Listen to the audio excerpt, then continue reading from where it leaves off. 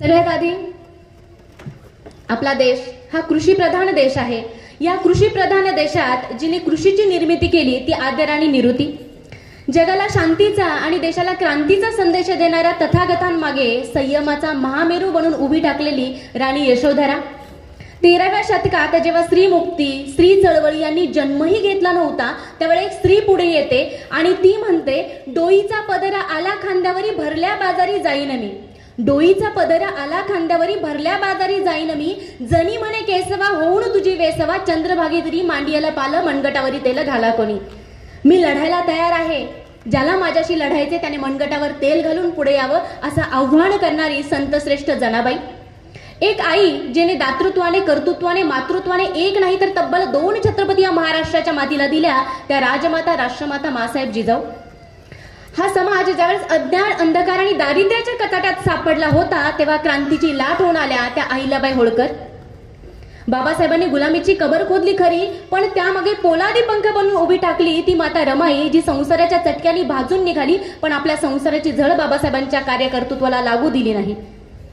त्यानंतर अशी एक स्त्री जिच्यामुळे पहिली महिला पत्रकार तानुबाई बिर्जे घडल्या, जिच्यामुळे पहिली समाजसेविका मुक्ता साळवे घडली, जिच्यामुळे पहिली विद्रोही लेखिका ताराबाई शिंदे घडली, जिच्यामुळे पहिली मुस्लिम मुख्याध्यापिका फातिमा बीबी शेख घडल्या आणि जिच्यामुळे तुमच्या समोर उभी राहण्यास मी लायक बनले अशा क्रांतिज्योती सावित्रीबाई फुले या आणि इतर सर्वच महानायकांसाठी एकदा जोरदार टाळ्यांचा गजर करायचा.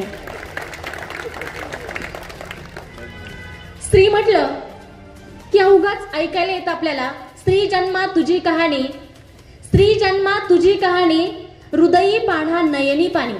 स्त्री इतकी भावूक असते, इतकी भावनिक असते की चटकन डोळ्यात पाणी येतं. म्हणून कदाचित तिला कमजोर समजलं जात असेल पण त्याच स्त्रीला जो पाना फुटतो, जी माया ममता तिच्याजवळ आहे ही अपार शक्ती ओळखून एकेकाळी मातृसत्ताक राजवटीमध्ये सिंधू संस्कृतीत ही स्त्रीने राज्य केलेलं आहे. विज्ञानाने कितीही प्रगती केलेली असली तरी सुद्धा अजूनही कृत्रिम गर्भाशय विज्ञानाला तयार करता आलं नाही आणि हीच ताकद ओळखून आपल्या पूर्वजांनी एकेकाळी या स्त्रियांच्या हातात राज्य दिलं होतं आणि या भारतभूमीवर मातृसत्ताक राजवट होऊन गेली आहे. ज्या तुळजामाईला आपण पूजतो ती तुळजाभवानीनं गोदावरीच्या मध्यावर राज्य केलेलं आहे. त्यानंतर शूर्पणखेनं गोदावरीच्या मुखाशी राज्य केलंय. आता शूर्पणखा म्हटलं की तुम्हाला आठवली असेल मालिकांमध्ये आपण लहानपणी पाहिलेली जय जय हनुमान मालिकेतली रावणाची बहीण, अक्राळ विकळ केस, जाड जाड भुवया, बटबटीत डोळे अशी ती अक्राळ विकळ शूर्पणखा आपल्या डोळ्यासमोर आली असेल.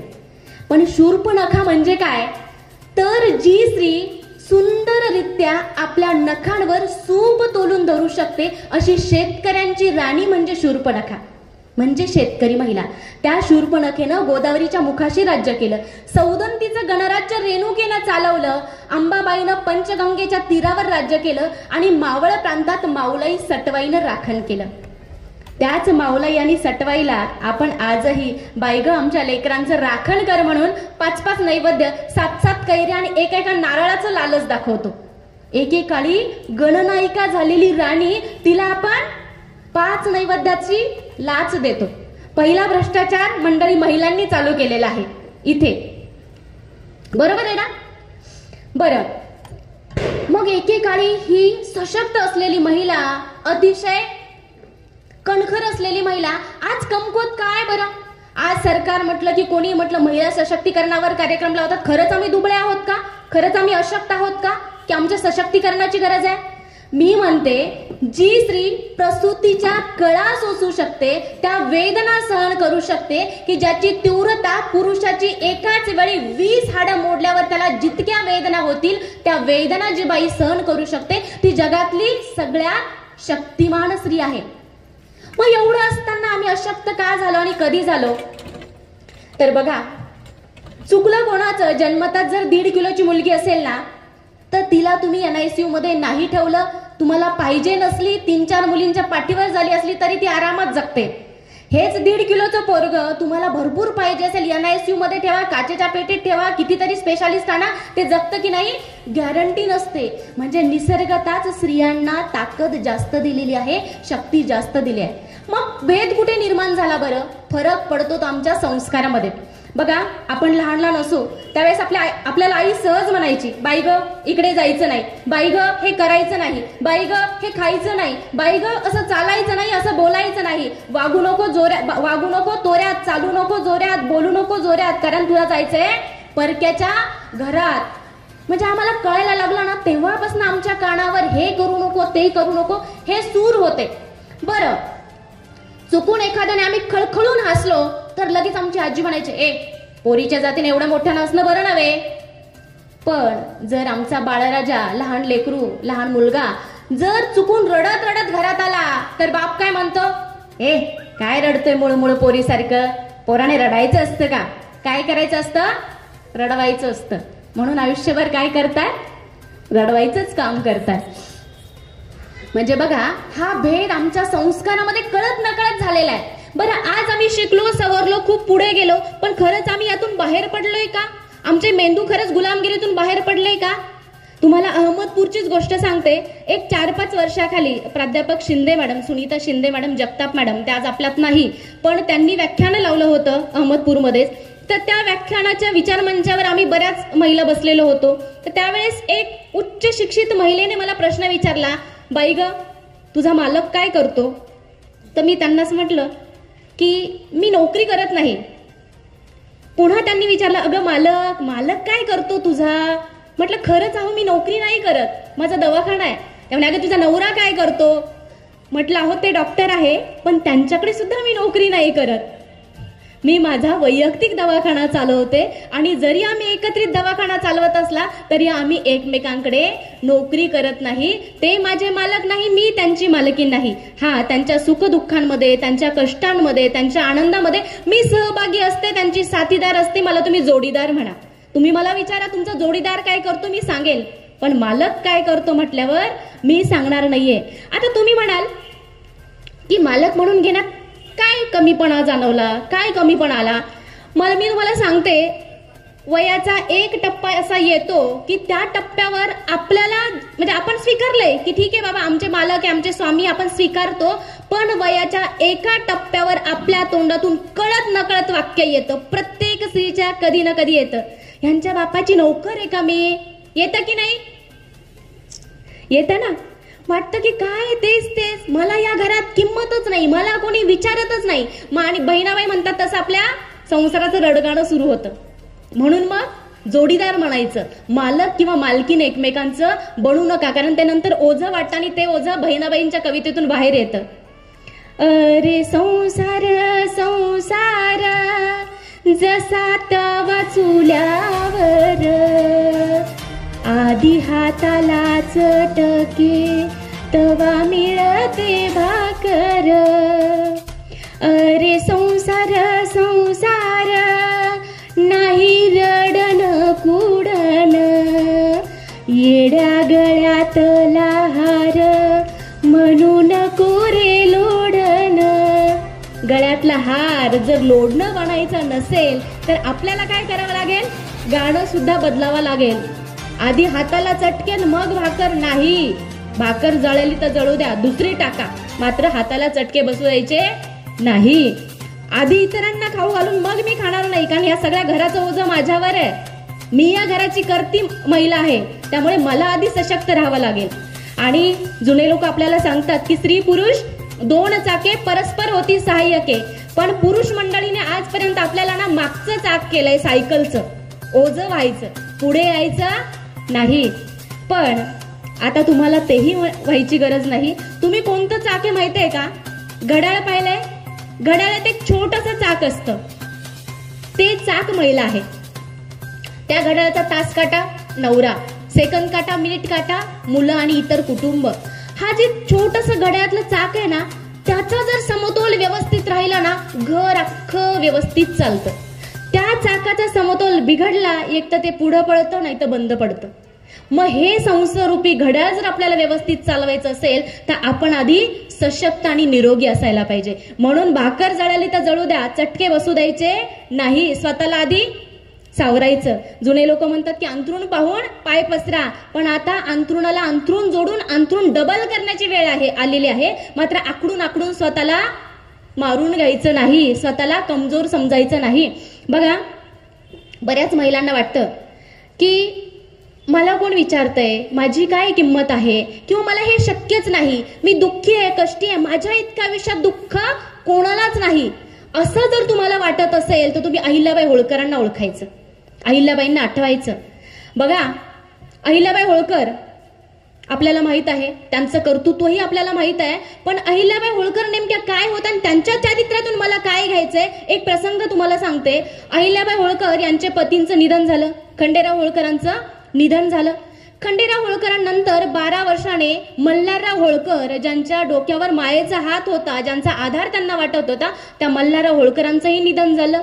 मल्हारराव गेल्यानंतर जवळजवळ 74 लाख म्हणजे वार्षिक महिना उत्पन्नाचा जो मुलूक होता, तेवढा प्रदेश होता, तो अहिल्याबाईंवर सोपवलेला होता.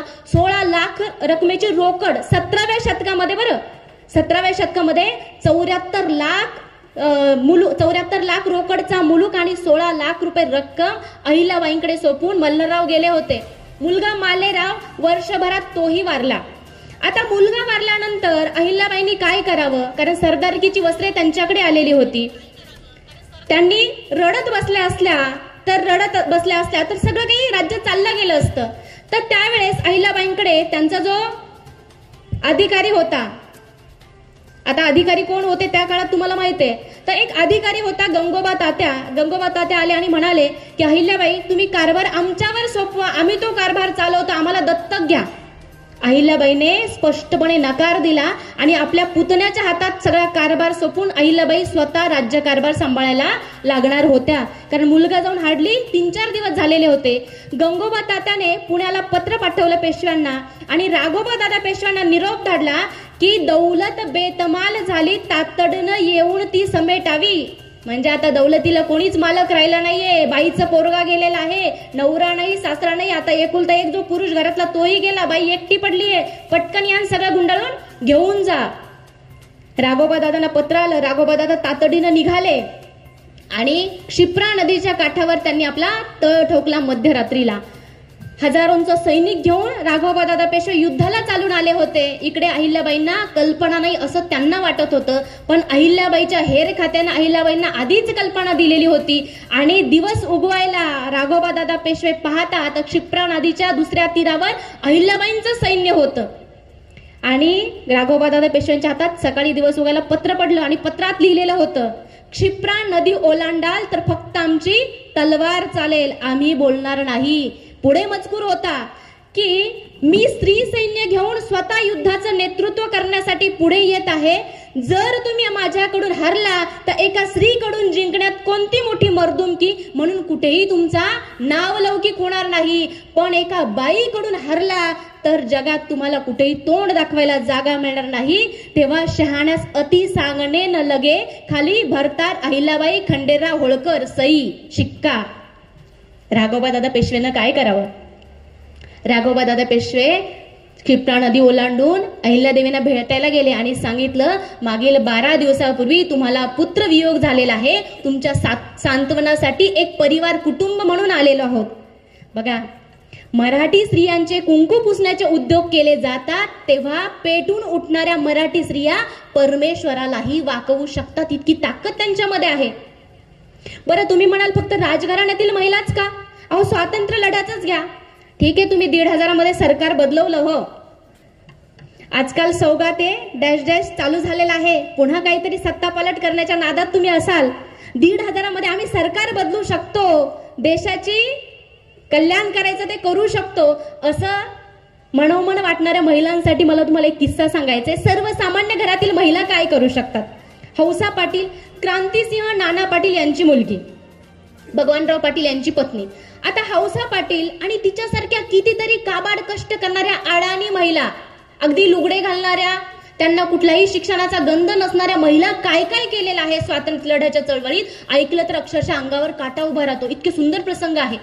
हौसा पाटील यांना नानासिंग पाटील म्हणाले की तुला काय करायचंय, शस्त्रास्त्रांचा साठा संपलेला आहे, इंग्रज विरोधी लढाई स्वातंत्र्य चळवळीतील हा प्रसंग आहे, शस्त्रास्त्रांचा साठा संपलेला आहे, आता तुला काय करायचंय, ती नेतृत्वाची जबाबदारी घ्यायची आणि शस्त्रास्त्रांची लूट करायची. बरं, शस्त्र कुठून लुटायचे आहे? सांगलीतील भवानी पेठ पोलीस स्टेशनमध्ये तोफ गोळे आणि बरेच शस्त्र आलेले आहे, ते तुम्हाला तिथून लुटायचे. जबाबदारी कोणावर दिली? हौसा पाटलावर दिली, मुलीवर दिली.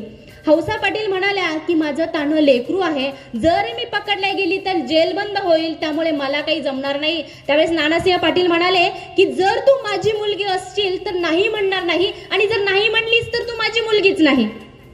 हौसा पाटील गेल्या, एक सहकार्याला घेऊन त्या सांगली येथील भवानी नगर पोलीस स्टेशनच्या समोर गेल्या आणि त्यांच्या सहकार्यानं त्यांना मारायला सुरुवात केली. खरं खरं मारल्यासारखं नाटक करत होते, पण ते अक्षरशः खरं वाटत होतं इतरांना. तो जो सहकारी आहे त्यांच्या गालफाडात चापटी मारत होता, डोक्याचे केस ओढत होता आणि त्या हौसा पाटीलला म्हणत होता, सांग नांदायला जाशील की नाही, सांग नांदायला जाशील की नाही, असं म्हणू म्हणू मारत होता. हौसा पाटील म्हणत होता, तू काही केलं, किती मारलं तरी मी नांदायला जाणार नाही. भवानीनगर पोलीस स्टेशनमध्ये जे पोलीस शिपाई होते, इंग्रज अधिकाऱ्यांचा मोठा पहारा होता, ते सगळं प्रकरण बघत होते, पण ते काही हलत नाही. हे पाहून त्या सहकार्याने एक मोठा दगड बाजूचा उचलला आणि मग त्या हौसा पाटीलच्या डोक्यात घालताना मला, सांग, परत एकदा सांग, शेवटचं विचारतोय, नांदायला जाशील की नाही. त्यावेळेस हौसा पाटील म्हणे, तू काही केलं, मारून टाकलं तरी जाणार नाही. सगळे पोलीस धावत धावत हौसा पाटलाकडे आले आणि उरलेले मागचे जे काही त्यांचे सहकारी होते त्यांनी सगळ्या शस्त्रास्त्रांचा साठा लुटून गहाळ केला. म्हणजे इथपर्यंत डोकं चालवण्याचं काम आपल्या स्वातंत्र्य लढ्यामध्ये काबाड कष्ट करणाऱ्या महिलांनी केलेलं आहे. लीलावतीताई पाटील यांनी 14 वर्ष तुरुंगात भोगलेलं आहे. अक्षरशः तान्हं लेकरू त्यांनी मातृत्व नाकारलंय, तान्हं लेकरू नाकारलंय. कोणासाठी? तुमच्या माझ्यासाठी.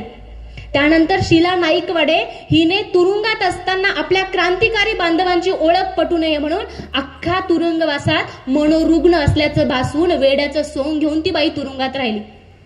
मग आपल्याला प्रश्न पडतो, बऱ्याचदा संघटनेत काम करताना, मीही जिजाऊ ब्रिगेडचं प्रदेश प्रवक्ता पद सांभाळते, अनेक कार्यकर्ते बघते, अनेक संघटनेत येणाऱ्या महिला बघते, बांधव बघते.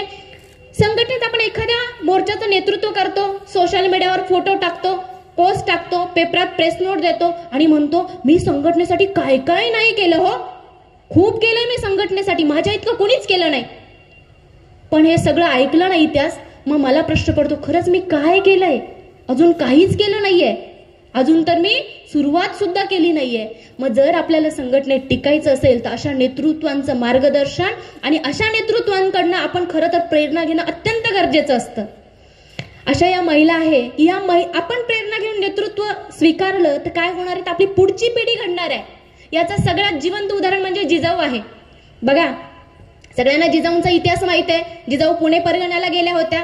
पुणे परगण्याला ज्यावेळेस जिजाऊ गेल्या त्यावेळेस आदिलशहाचा जो काही चाकर होता मुरार जगदेव याने काय केलं होतं, त्या ठिकाणी एक 12 फुटी लोखंडी पहार रोवली होती, त्यावर तुटकी चप्पल, थोटकी केरसुनी, फाटके वस्त्र टांगले होते आणि सांगितलं होतं की इथं जो जो कोणी राहायला येईल त्याचा निर्वंश होईल. बरोबर आहे, आपल्याला सगळ्यांना माहिती आहे. असं म्हटल्यानंतर तिथं चिटपाखरू येत नव्हतं. पुण्याची सगळी भूमी ओसाड झाली होती. तिथं एक माणूस तर काय, पक्षी कुणीही नव्हतं. अक्षरशः सगळं वाळवंट झालेलं होतं पुणे. त्या ठिकाणी जिजाऊ पुढे झाल्या आणि म्हणाल्या, होऊ द्या झाला तर माझा निर्वंश, मी राहील इथं. 16व्या शतकात जिजाऊ पुढे झाल्या, त्यांनी ती लोखंडी पार उपसली आणि फेकली. पण आपण अजूनही आटपाट नगरातच अडकून आहोत. त्यातून आम्ही बाहेर पडतच नाही आणि बाहेर पडायचं नावही घेत नाही. मग शिवबांनी आई पाहिली की 16व्या शतकात खणखणीत अंधश्रद्धेला चपराक मारणारी, शिवबांनी आई पाहिली गड चढणारी. बघा, फक्त जिजाऊंनी एवढंच केलं का, फक्त मार्गदर्शन केलं का, स्वतः युद्धाला सुद्धा गेलेले आहे. कोल्हापूर पासून 111 किलोमीटर असलेला तोरणागड 2225 फीट इतका उंचीचा, तो लढण्यासाठी युद्धाला मिर्झा राजे जयसिंग चालून आला होता. त्यावेळेस शिवाजी राजे आणि शंभूराजे आग्र्याच्या कैदेत होते. आता जिजाऊंनी काय करावं, मी कोणाला फोन करू, कोणाला निरोप धाटू, आता कोण येईल मला वाचवायला, असा विचार नाही केला. स्वतः घोड्याला टाच मारली, तलवार कमरेला खोचली आणि जिजाऊ युद्धाला चालून गेला आणि युद्धाचं नेतृत्व केलं आणि तोरणागड त्यांनी जिंकला. म्हणजे गडावर चढाई केली, तो लढला, जिंकला आणि 13वा किल्ला स्वराज्यात सामील करणारी आई जिजाऊ होती. म्हणून तर शिवबाई इतके स्ट्रॉंग आणि मजबूत घडले, जेणेकरून इतिहासाला कलाटणी देण्याचं काम केलं. 16व्या शतकात काही न ते केलं हो, पण आज 10 पायऱ्या चढल्या की मला धापा लागतात की नाही. कसं केलं असेल जिजाऊने 68व्या वर्षी, कारण जिजाऊ आटपाट नगरातून बाहेर पडल्या होत्या. आम्ही आटपाट नगरातच अडकू नये. आटपाट नगर होतं, तिथे एक राजा होत्या, राजाच्या राणी होती, राणीचं नाव सुरजचंद्रिका, तिला 7 मुलगे, 1 मुलगा, नाव तिचं एक मुलगी नाव तिचा शांबाला. त्या सूरजचंद्रिका राणीला उद्योगपणाच्या दिवशी अख्खं राज्य मिळालं होतं. आम्ही 25-30 वर्ष झाले अजूनही महालक्ष्मी व्रत करतोय, अजूनही आटपाट नगराची कहाणी वाचतोय. आमच्या गालाचे गालकोचे बसले, पण परिस्थिती जशी आहे तशीच आहे. ज्या आटपाट नगराचा इतिहास जगात नाही, जी सूरजचंद्रिका राणी इतिहासाच्या पुस्तकात कुठेच नाही, त्यातून आम्ही बाहेरच पडत नाहीये. बरं, बऱ्याचदा डॉक्टर म्हणून काही अनुभव येतात. एखादी पेशंट येते, थकवा असतो, गुडघे दुखत असतात, भरपूर त्रास असतो. त्यांना सहज उपदेश देता देता मी पथ्यामध्ये सांगते उपवास करायचा नाही. त्या सांगतात, नाही मॅडम जास्त उपवासच नाही हो, फक्त सोमवार तेवढा करते, आठवड्याला एक उपवास, काय झालं त्यात, तेवढाच फक्त करते. म्हटलं ठीक आहे, काही हरकत नाही, करा सोमवार. अहो नाही हो, चतुर्थी फक्त महिन्यातून एकदा येते, नाही करून कसं चालेल, ठीक आहे करा चतुर्थी. मग म्हणतात एकादशी पंधरवाड्याची तर असते हो, ती पण करायला पाहिजे की नाही. म्हटलं करा. मिळून किती झाले, 7 दिवस. महिन्यातले एक आठवडा तुम्ही पूर्ण उपवास करताय. मग म्हणतात की काहीच नाही हो, एवढाच एक तर उपवास करताय, आठवडाभर उपवास. बरं, उपवासाला काय खातात आपल्याकडे, साबुदाणा, बरोबर आहे. कोणी सांगितलं उपवासाला साबुदाणा चालतो, कोणी सांगितलं. कुठल्याच वेदात साबुदाणा नाही, कुठल्याच ग्रंथात साबुदाणा नाही. सकल वेदांचा अभ्यास झालाय, कुठेच साबुदाण्याचा उल्लेख नाही. मग वेदोक्त परंपरेने चालत आलेल्या उपवासांना साबुदाणाच का चालतो, कोणी सांगितलं. आईनं सांगितलं, आजीनं आईला, आईनं आपल्याला, आपण आपल्या पुढच्या पोरांना. जर तुम्ही पुरुष मंडळी म्हणत असाल की महिला अंधश्रद्धेच्या बळी आहे, तर ते अत्यंत चुकीचं आहे. महिला आम्ही अंधश्रद्धेच्या बळी नाही आहोत, तर काय आहोत, वाहक आहोत. आम्ही अंधश्रद्धा एका पिढीतून दुसऱ्या पिढीत घेऊन जातोय. तुम्हाला एक सुंदर उदाहरण सांगते बघा. एक सासू असते आणि ती सासू नवीन लग्न झालेल्या सुनेला म्हणते की बघ आपल्याकडे आज पित्राचं जेवण आहे बरं, आणि पित्राच्या जेवणामध्ये कसं थोडंही इकडं तिकडं झालेलं चालत नाही. जराही इकडं तिकडं झालं, नैवेद्य काही चुकला तर आपले पूर्वज आपल्याला धरतात. तिनं सांगितलं की आज माझ्या सासू सासऱ्यांचे पित्र आहे आणि माझी सासू इतकी खटाळ होती, तिला तर थोडंसही चूक चालायची नाही. जर या पित्रात मी काही चूक केली तर ती मला अवश्य धरेन म्हटली. आता सून विचार करते, तुमची सासू कशी होती मला माहित नाही, पण तुम्ही कशा आहात मला चांगलं कळलेलं आहे, त्यामुळे मी तर नखभर सुद्धा चूक करणार नाही. आता पित्राचं जेवण सासू छान बनवते. बनवल्यानंतर अगदी साजरं संगीत नैवेद्य मांडते. मांडल्यानंतर काय होतं, तिथं एक काळं मांजर येतं आणि ते काळं मांजर आता नैवेद्य उष्टा करणार आणि सगळं काही मेहनत वाया जाणार असं सासूला वाटल्यामुळे ती काय करते, काही विचार करत नाही, सुनेला काही इन्स्ट्रक्शन देत नाही, पटकन एक टोपलं घेते आणि त्या काळ्या मांजराला तिथे डालून ठेवते, झाकून ठेवते. सून हेही व्यवस्थित बघत होती. दुर्दैवानं पुढच्या वर्षी सासूबाई गेल्या. पित्र बनवण्याची वेळ आली सुनेवर. सुनेनं अगदी सासूचे पित्र जसं सासूबाईंनी शिकवलं होतं तसंच बनवलं, नैवेद्य बनवला, नैवेद्य मांडले आणि मांडल्यानंतर त्यांनी काय केलं, नवऱ्याला बोलवलं, अहो जरा इकडे या. तो म्हटलं कशाला, जा जरा काळं मांजर घेऊन या. मला काळं मांजर कशाला पाहिजे, नाही तुम्ही काही विचारू नका, जा आणि एकदाच काळं मांजर घेऊन या. ते नवरा बिचारा गावभर फिरला, काळं मांजर काही सहजासहजी सापडत नाही, कोणी पाळतही नाही. मग तो गावभर फिरला आणि अगदी संध्याकाळी उशिरा काळं मांजर घेऊन आला. ते काळं मांजर आल्यानंतरच तिने ते नैवेद्य मांडून नैवेद्य पित्रांचे दाखवले. म्हणजे बघा, नंतर मग नवऱ्याने तिला विचारलं की तू नैवेद्य दाखवले, सगळं केलं, सगळं मान्य, पण त्या नैवेद्याच्या बाजूला काळं मांजर का झाकलं होतं, तेवढं मला सांगशील की नाही. तर ती म्हणाली, हे बघा, प्रथा परंपरा संस्कृती फक्त जपायच्या असतात, फक्त करायच्या असतात, का ते विचारायचं नसतं. आणि म्हणून मग आम्ही साबुदाणा खातोय, पण का खातोय विचारत नाही. अहो 1948ला साबुदाण्याचं उत्पादन पहिलं तमिळनाडूमध्ये एका शेतकऱ्यानं केलं आणि तेव्हा कुणी अफवा पसरवली माहित नाही. तेव्हापासून सगळ्यांना साबुदाणाच आवडतो आणि उपवासाला साबुदाणाच चालतो, बरोबर आहे.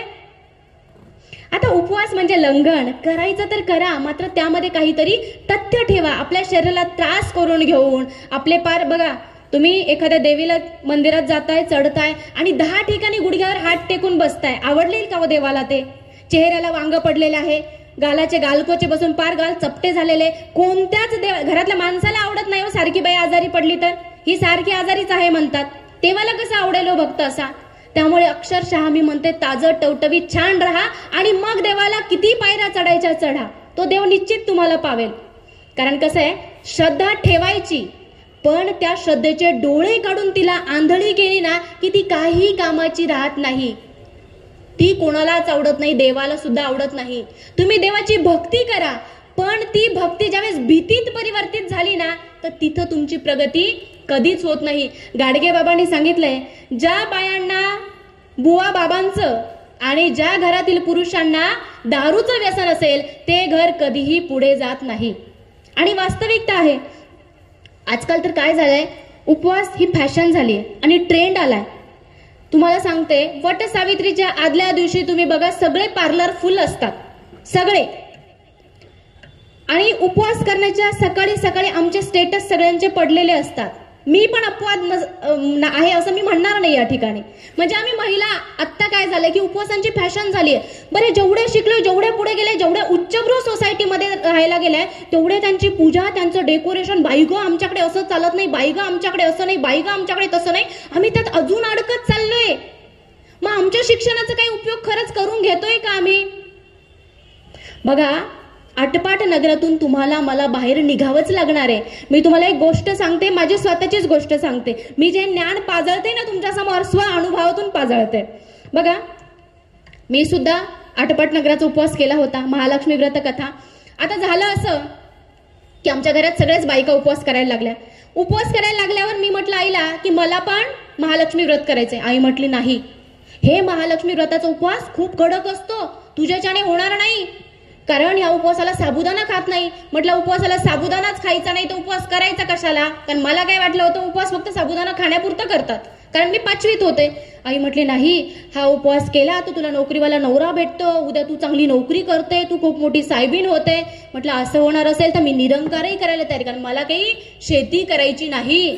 मग म्हटलं चला मी साहेबीन होणार असेल, नोकरीवाला नवरा मिळाला असेल तर का करायचं नाही? ताई म्हटली अजून एक गोष्ट लक्षात ठेवायची, एकदा उपवास पकडला की मरेपर्यंत सोडता येत नाही. कारण स्टॅम्प सही शिक्का असा घेतलाय, उतणार नाही, मातणार नाही, घेतला वसा टाकणार नाही.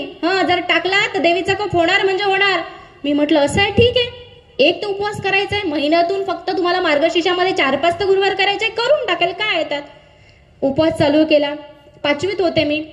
ठीक जवळजवळ 15-16 वर्षानंतर मी मेडिकलच्या 2nd इयरला गेले. म्हणजे मेडिकल कॉलेजला मी अशी विद्यार्थिनी होते की जी देवीचा फोटो, घटाचं सामान सगळं बरोबर घेऊन गेलेली होती. मुली माझ्याकडे बघायच्या आणि मला म्हणायचं, काय करते तू, मेडिकल कॉलेजला आहे आणि हे सगळं करते? तुम्ही म्हणायचे नाही, मी लहानपणापासून करते, आमच्याकडे असं करतात ते, आमच्याकडे भरपूर चाललं त्यावेळेस. तर माझी एक रूममेट होती, ती मला म्हणाली 2nd इयरला असताना की हे सगळं जे करते ना हे सगळं थोतांड आहे. तर मला एवढा राग आला, कारण काय होतं ना, आपण खूप मनापासून काही गोष्टी करतो ना, आपल्याला कोणी बोललं ना, आजकाल ते ट्रेंड आहे ना भावना दुखावल्याचं, तर माझ्या पण भावना दुखावल्या त्या काळामध्ये.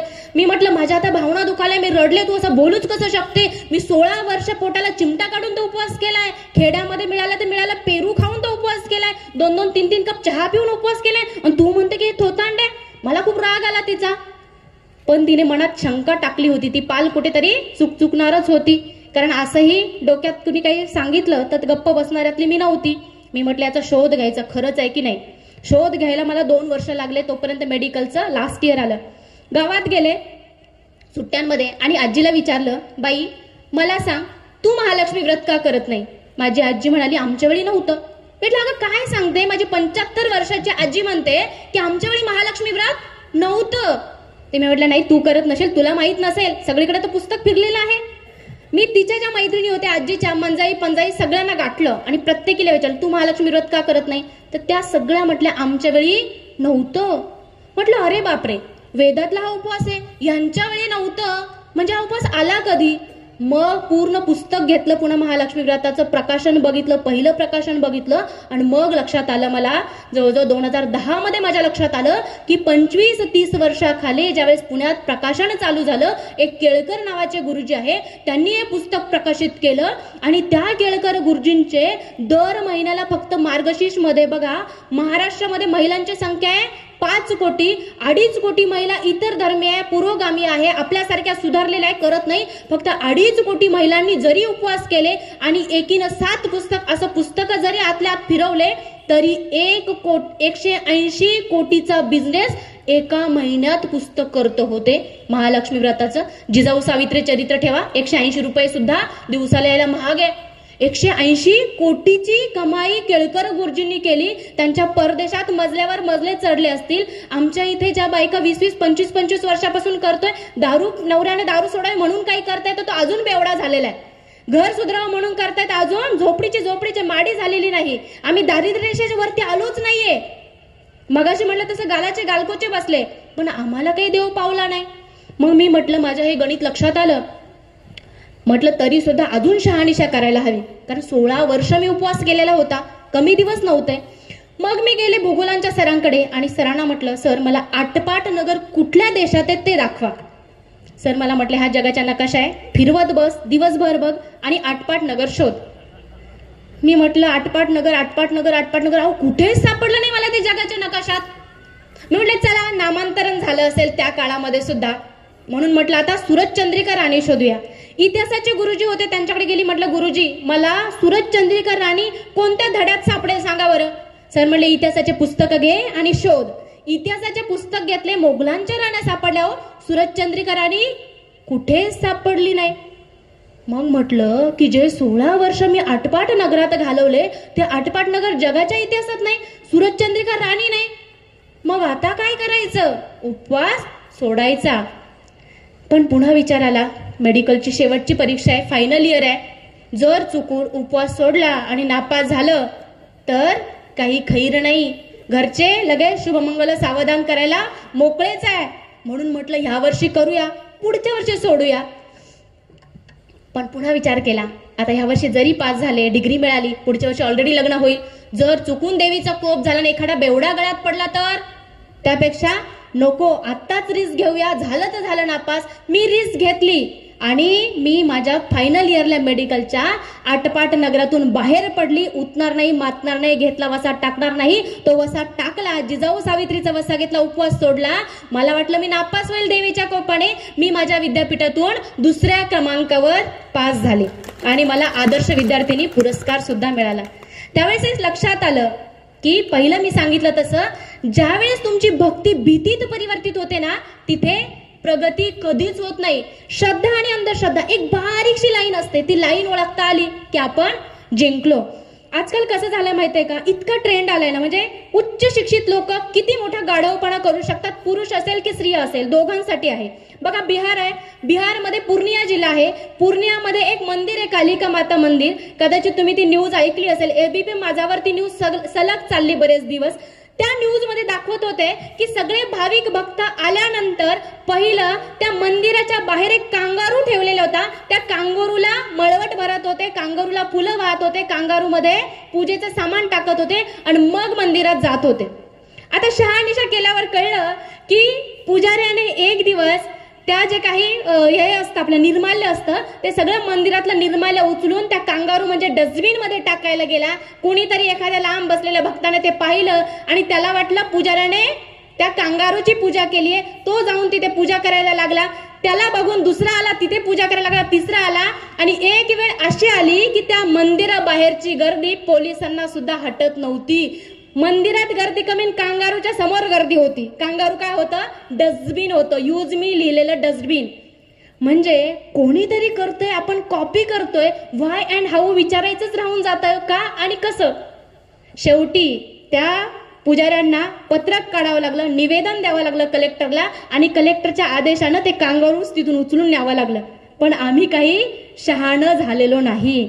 आम्ही अजूनही आटपाट नगरातच अडकून पडलेलो आहे, त्यातून बाहेर पडण्याची गरज आहे. मगाशी सांगितलं तसं आजकाल काय झालंय ना, मोठमोठे टिळे लावून नटीसारखा चेहऱ्यावर मेकअप थापून सोशल मीडियावरनं प्रवचन झाडणाऱ्या महाराजांची प्रचंड गर्दी झालेली आहे. प्रचंड गर्दी. व्ह्यूज तर लाखोच्या घरात आहे. एखादा चांगला व्याख्यानाचा कार्यक्रम टाका, कोणी बघणार नाही. तुम्ही आध्यात्मिक प्रवचन टाका, त्यांनी मग तुम्हाला हे का सांगेना, 3 पत्ती बेलाचं पान घ्या, पिंडीवर लावा, तुमचा मुलगा हमखास पास होईल. सांगणारे महाराज एवढे वाढले. अहो, स्वतःचा पोरगा 8वी 9वी नापास होतो, त्यांच्या स्वतःच्या पोराला ते सांगायचं विसरून जातात. एक प्रदीप शर्मा नावाचे मोठे थोर महापुरुष आहे, त्यांचं व्याख्यान झालं परभणीत. जवळजवळ परभणीमध्ये अनेक महिलांना शॉक द्यावे लागले, इतके ते फॅन झाले महाराजांच्या. मानसोपचार तज्ञाकडे जाऊन त्यातली एक पेशंट मी स्वतः रेफर केलेले मानसोपचार तज्ञाकडे. इतका मोठा परिणाम आमच्यावर होतोय. तुम्हाला मी एक गोष्ट सांगते की जेव्हापासून पोटभरू गुरु जमाना आलाय तेव्हापासून खरी परमार्थाची किंवा चांगली वाट दाखवणारा सद्गुरू सापडणं मुश्किल झालेलं आहे. त्यामुळे आता आपल्याला आपला सद्गुरू आपल्याला शोधायचा आहे आणि पुढे चालायचं आहे. काय झालं, एक मैत्रिणीच्या घरी आम्ही गेलो वाढदिवसाला. आता वाढदिवसाला गेल्यावर झालं असं की तिथे काही लहान मुले आले होते. आता आमची मैत्रीण अशाच एका स्वाध्याय करते आणि एका महाराजांची भक्त आहे. आता कोणते महाराज काय, कुणाच्याही भावना दुखवण्याचा माझा उद्देश नाहीये, मला फक्त त्यातून काय संदेश द्यायचा एवढं बघा. आता त्या मैत्रिणीच्या घरी गेल्यावर एक लहान लेकरू होतं आमच्या दुसऱ्या मैत्रिणीचं. ते सारखं भिंतीकडे बघत होतं. भिंतीवर एक फोटो होता महाराजांचा, ते सारखं बघत होतं. मी त्याच्याकडे बघत होते. मला वाटलंच, कारण पोराची जात काही गप्प बसत नाही. त्याने हळूच त्याच्या मम्मीला विचारलं सगळ्यांमध्ये की मम्मी, त्या बाबांनी कपडे का घातले नाही. आता आम्ही एकमेकीच्या तोंडाकडे बघितलं आणि म्हटलं की अरे बाबा, ते महाराज खूप मोठे त्यागी आहे, त्यांनी वैराग्य धारण केलंय, त्यांनी सगळ्या सुखांचा त्याग केलेला आहे म्हणून त्याने कपडे घातलेले नाही. मग पुन्हा त्याने फोटोकडे बघितलं आणि विचारलं मग त्यांनी ते तोंडात काय ठेवलेलं आहे. आता आमच्याकडे उत्तर नव्हतं, कारण सगळंच त्याग केलेला माणूस तोंडामध्ये कुठलंही व्यसन कसं करू शकतो हो. मग आता आम्हाला प्रश्न पडला की हा फोटो आम्ही घरात लावतोय, तुम्हाला स्वाध्याय करायचे ना, बिनधास्त करा, तुम्हाला पूजा अर्चा करायची बिनधास्त करा, पण तुम्ही तुमच्या मुलांना उद्या म्हणू नका बाबा रे सिगारेट पिऊ नको, बाबा रे दारू पिऊ नको. तो अधिकार तुम्ही गमावलेला आहात. लहानपणापासून तुम्ही त्याच्या मेंदूवर ते बिंबवताय. बरोबर आहे की नाही. अहो, तुकाराम महाराजांनी सांगितलंय, कैसे साधू झाले कळी, ऐसे साधू झाले कळी, तोंडी तंबाखूची नळी, स्नान संध्या बुडविती पुढे भांग ओढविती, स्नान संध्या बुडविती पुढे भांग ओढविती, तुका म्हणे सारे सोंग तेथे कैसा पांडुरंग. कुठे देव राहणार आहे गो तिथं. बघा, तुकाराम महाराजांचा अजून एक अभंग आहे, ओढून तंबाखू काढी न जो दूर बुडे न ते घर तेने पापे. अख्खं घर बुडतं. तुम्हाला खोटं वाटेल, भारतामध्ये दरवर्षी फक्त फुफ्फुसांचा आणि तोंडाच्या कॅन्सरमुळे, धूम्रपानामुळे जवळजवळ 80 लाख मुलं मृत्यूला कवटाळताय. किती? 80 लाख मुलं कॅन्सरने मरताय दरवर्षी. जर देशातील तरुण असे व्यसनाने मरत असतील तर आपण खरंच काय कमावलंय. बरं, धूम्रपानाचं सोडा, 16 करोड लोक बेवडे आहे भारतामध्ये. आता कोरोनामध्ये वाढ झाली असेल म्हणा, बरोबर आहे ना. कोरोनात वाढ झाली असेल का, तर बऱ्याच लोकांचे उद्योगधंदे बुडवले, बरेच लोक स्ट्रेसमध्ये गेले, काहींच्या गर्लफ्रेंड सोडून गेल्या मुलांच्या आमच्या. कारण आमचा एक असिस्टंट एकदा म्हणजे ड्युटीवर पिऊन आला. सरांनी विचारलं काय रे बाबा का पिला. काही नाही म्हणे, छायाचं लग्न झालं आणि तिचं लग्न झालंय, तिला मुलगा झालाय, तो बघायला गेला होता, जरा टेन्शन आलं म्हणून थोडी पिलो. जर टेन्शन तुमचं कमी होत असेल तर मला वाटतं आपल्याला हंडे घेऊन बसावं लागेल. बरोबर आहे ना. रे खरंच टेन्शन कमी होत असेल तर सांगा आमच्या बायकांना, आम्ही हंडे घेऊनच बसतो, कारण आम्हाला खूप मनस्ताप आहे, खूप टेन्शन आहे. बघा, 16 करोड लोक व्यसनाधीन आहे. बरं, तुकाराम महाराजांनी सांगितलं की जो तंबाखू किंवा धूम्रपान करतो त्याचं घर बुडतं. पण मी म्हणते, जो नशा करतो दारूची किंवा मद्यपान करतो तो त्याचं घर नाही बुडवत, तो दुसऱ्याचं घर बुडवतो. कारण जो पिलेला असतो ना, म्हणजे बघा, सगळ्यात जास्त रोड ट्रॅफिक ऍक्सिडेंट जे आहे, रोडवर होणारे जे ऍक्सिडेंट आहे ते सगळे म्हणजे नशेमुळे जास्त होत आहे. आता वेगवेगळे नशे आहे, पण आपण फक्त दारूबद्दलच बोलू. आता दारू पिलेला माणूस गाडी चालवतोय रस्त्याने, त्याचं मस्त बॅटरी फुल असते, फुल एनर्जी आलेली असते, त्याला काय भान नसतं आजूबाजूला काय चाललंय, त्याला काही कोणाशी जगाचं घेणं देणं नसतं. तो मस्त आपला परमानंद लुटत असतो. मस्त तो गाडी चालवत असतो फुल कॉन्फिडन्स मध्ये, बुम बुम बुम गाडी पळाली आहे. समोर जो शुद्धीतवाला येतो ना, त्याला टेन्शन येतं चालू नेमकी कशी, आणि तो कुठेतरी जाऊन धडकतो आणि तो मरतो. हा मात्र जगतो. म्हणजे वास्तविकता आहे. स्वतःचं नाही, दुसऱ्याचं घर सुद्धा आपण बुडवतोय, दुसऱ्याचं घर सुद्धा मारतोय. जर आपली पिढी व्यसनाधीन होत असेल तर खरंच आपण विचार करण्यासारखी गोष्ट आहे. आणि मी पाहिलं आता, मी या वर्षामध्ये 3 स्टाफ बदलले दिवसा ड्युटीवर पिऊन आल्यामुळे. ते पण काहीच नाही, 18 ते 30ली मुलं आहेत सगळे. मग आमच्याकडे सोल्युशन काय दिलं जातं?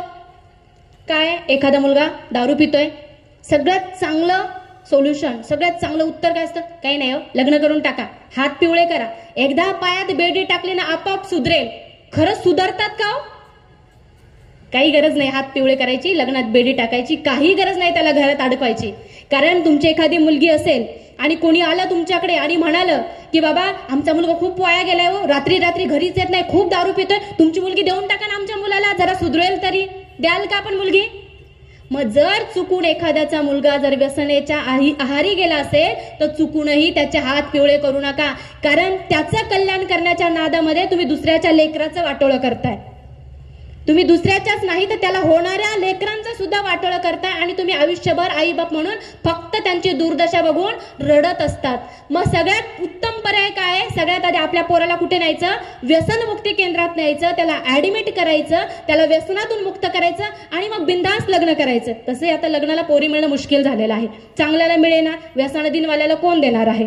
कारण काल परवा एका कार्यक्रमाला गेले होते मी, विवाह काय म्हणतात त्याला, मराठा वधूवर सूचक महामंडळाचा कार्यक्रम होता. तिथे बघितलं मुलांची लाईन लागली होती. 101 मुलांचे आई वडील आलेले होते, मुली 10-15 पण नव्हत्या. आणि त्यातल्या त्यात एक मुलगी, सगळ्यांची नजर तिच्यावर होती. ती आली, तिनं तिचा बायोडाटा सांगितला, 4-5 स्थळं गेले आणि कळलं की तिचा घटस्फोट झालेला आहे. प्रचंड प्रमाण वाढलेलं आहे घटस्फोटाचं सुद्धा. म्हणजे आपल्या देशामध्ये दरवर्षी 43,000 केसेस कोर्टात पडू नये, वर्षाला 43,000 केसेस वाढताय. त्या काही कमी होतच नाहीये. आणि आपण स्थळ बघताना सगळ्यात उच्चभ्रू शहर म्हणून जिजाऊंनी वसवलेलं पुण्याचा उल्लेख करतो की पुण्यातलं स्थळ असलं तर चांगलं, मुंबईतलं स्थळ असलं तर चांगलं. सगळ्यात जास्त फारकती पुण्यातून होत आहे. पुणे 1 नंबरवर आहे, त्याच्यानंतर मुंबईचा नंबर आहे आणि त्याच्यानंतर मराठवाडा आहे आपला. आता मराठवाड्यामध्ये ना मुलीच्या आईला टेन्शन नाहीये मुलीच्या लग्नाचं, मुलाच्या आईला जास्त टेन्शन आहे. एक तर लग्न होईना चाललं, बरं झालं तर जी येणारी आहे ती कशी मिळते की माहित नाही. बरं मिळाली तर मिळाली, टिकणे की याचा भरोसा नाही. बरोबर की नाही? टिकण्याची गॅरंटी नाही. काल परवा एक खरं तर सामाजिक चळवळीतले आहे ते, त्यांचं नाव मी घेत नाही, तर ते मला नेहमी पुरस्कार भेटले की घरी यायचे स्वागत वगैरे सत्कार करण्यासाठी. आणि ते सपत्नीक यायचे, पत्नीला घेऊन यायचे. त्या दोघां जोडप्यांशी माझी छान ओळख झालेली आणि नेहमी हसतमुख असायचे, दोघंही छान होते. आता झालं असं, काल परवा त्यांची भेट झाली आणि त्यांना म्हटलं बरं सर मॅडम कशा आहेत? ते म्हणे मॅडम आम्ही वेगळं झालोय, तुम्हाला माहित नाही का? म्हटलं का हो? म्हणे आमचा घटस्फोट झालाय. अरे बापरे. म्हटलं असं काय कारण होतं? मॅडम तर छान होत्या, तुम्ही एवढं चांगलं असताना घटस्फोट का घेतला? बरं या वयात घटस्फोट का घेतला? काही नाही म्हणे, कोरोनामध्ये आर्थिक परिस्थिती जरा खालावली, आम्ही घर घेणार होतो, आता ते घर घेणं सध्या तरी शक्य नाही. आणि मग तू स्वतःचं घरच घेऊ शकत नाही, तुझ्यात ती कॅपॅसिटीच नाही, तुझ्यात ती ताकदच नाही, असं म्हणून ती मला सोडून गेली आणि तिने मला घटस्फोट घेतला. स्वतःचं घर घेऊ शकत नाही म्हणून घटस्फोट? हो, बँका कोट्यावधीच्या बँका असतात, सगळ्या भाड्याच्या जागी राहतात, रेंटने राहतात. का? त्यांना शक्य नाही का स्वतःच्या जागा घेणे? एका बँकेने ठरवतं एका दिवशी किती जागा घेऊ शकतात. तुम्ही उत्पन्नाचं साधन बघा. बरं त्याची परिस्थिती खालावली आहे ना, त्याच्या खांद्याला खांदा देऊन उभं राहा. जिजाऊ नव्हत्या राहिल्या शहाजी राजांच्या सोबत, सावित्रीबाई नव्हत्या राहिल्या का महात्मा फुलेंच्या सोबत, रमाई नव्हत्या राहिल्या का डॉक्टर बाबासाहेबांच्या सोबत? खांद्याला खांदा देऊन उभं राहा आणि म्हणा की मी पण काहीतरी करते, आपण दोघं मिळून घर घेऊया. आजकाल काय झालंय, घर हे एक ट्रेंड आलेला आहे. 5,000 स्क्वेअर फीटचं घर बांधतो आम्ही, 500 स्क्वेअर फीट मध्ये राहतो आणि 4,500 स्क्वेअर फीटचा अहंकार मिरवतो. एवढी वाईट अवस्था आहे. तुकाराम महाराजांचा खूप सुंदर अभंग आहे. तुकाराम महाराज म्हणतात, देह भाड्याचे रे घर, देह भाड्याचे रे घर, उगा मीची चरा चरा, उगा मी पणा मिरवतोय, उगी अहंकार मिरवतोय. तुझं घर, तुझं देहच भाड्याचं घर आहे. कधी भाडे करू, कधी घर मला कुठवेल सांगता येत नाही. देह भाड्याचे रे घर, मीची उगा चरा चर, घेई जमीन जुमला, घेई जमीन जुमला, गाडी बांधीन बंगला, घेई जमीन जुमला, गाडी बांधीन बंगला, पण चुकला अभंग तुझा मालक पांडुरंग, पण चुकला अभंग तुझा मालक पांडुरंग. तुझ्या श्वासाचा व्यापार त्याचा नित्य व्यवहार, तुझ्या श्वासाचा व्यापार त्याचा नित्य व्यवहार. त्याचा व्यापार संपला, तुझा श्वास रे थांबला. रिटर्न तिकीट कन्फर्म आहे, कब कटेगा पता नाही. मग आपण असं जगतोय जसं काय मी अमर होऊन आलेलो आहोत. अहो मोठमोठाले घरं बांधता, एकाचं तोंड इकडे एकाचं तोंड तिकडे, एकमेकाला एक विचारत नाही. आता अजून एक मी तुम्हाला सांगते, खूप ताजं उदाहरण आहे, काल परवाचीच गोष्ट आहे. जवळजवळ होळीच्या आधी एक कुटुंब माझ्याकडे आलं, माझे नियमित पेशंट आहे ते, आणि त्यांची ट्रीटमेंट झाली तरी ते मानसिक तणावात असतात. तर ते मला म्हणाले की मॅडम असं म्हटलं सर काही मानसिक ताण आहे का तुम्हाला, कारण औषधी तर खूप छान चालू आहे. ते म्हणाले मॅडम मी हल्ली आत्महत्येचा विचार करतोय. म्हटलं अरे बापरे, आत्महत्येचा विचार करणे इतपत तुम्हाला काय झाले. तर ते म्हणाले मॅडम काय होतं ना, मी दिवसभर ड्युटी करतोय, खरं तर माझी ड्युटी उभं राहण्याची ड्युटी आहे, अक्षरशः पाय थकून जातात तो, पण हे पाय घराकडेच वळत नाही, माझी इच्छाच होत नाही घरी जायची. काय होतं, कारण मी घराकडे वळलो ना म्हणे की मला आठवण येते आज माझ्या आईने आणि माझ्या बायकोने कोणता नवीन विषय काढून ठेवलेला असेल, या कोणत्या विषयावर भांडत असतील आणि मला काय उत्तर द्यावं लागत असेल. मी म्हटलं दादा असा विचार करू नका हो, तुम्ही काय करा याच्यावर काहीतरी तोडगा काढूया, मी तुम्हाला मदत करते. तुम्ही काय करा, पुढच्या वेळी येताना तुमच्या बायकोला घेऊन या. बायकोला घेऊन आले, तिचं सगळं ऐकून घेतलं. ती रिपीट अनेक गोष्टी येत होती, मी फक्त ऐकून घेतलं आणि तिला म्हटलं फक्त काय ना, तुमच्यात काहीच अडचण नाहीये, फक्त तुझं थोडंसं चुकतंय काय, तर तू चांगलं बोल फक्त. आणि नवरा म्हणतोय ना, एका कानानं ऐकून एका कानानं सोडून देतो, तुझीच साथ देतोय ना. तर नवरा लगेच म्हणाला मॅडम ती एका कानानं ऐकून एका कानानं सोडत नाही, दोन्ही कानानं ऐकते बरोबर तोंडाने सोडते.